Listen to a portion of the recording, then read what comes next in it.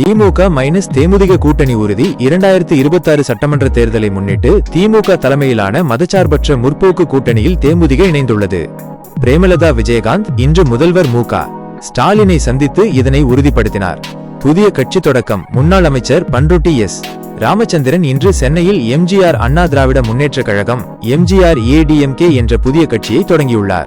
விஜய் வருகை. தமிழக வெற்றிக் கழக தலைவர் விஜய் வரும் 23ஆம் தேதி வேலூர் வரவுள்ளார். இதற்கான ஏற்பாடுகளை தவிக நிர்வாகிகள் தீவிரமாக செய்து வருகின்றனர். சென்னை மற்றும் பொதுச் செய்திகள்.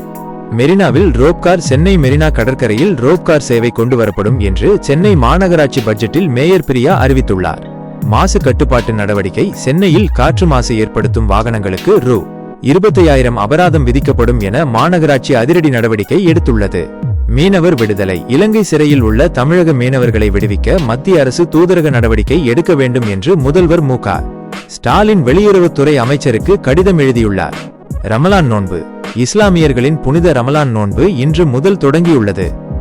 பொருளாதாரம் மற்றும் தங்கம் விலை. தங்கம் விலை உயர்வு. சென்னையில் இன்று தங்கம் விலை சவரனுக்கு ரூ.2160 உயர்ந்துள்ளது. வெள்ளி விலை கிலோவுக்கு ரூ.10,000 வரை உயர்ந்து அதிர்ச்சியை ஏற்படுத்தியுள்ளது.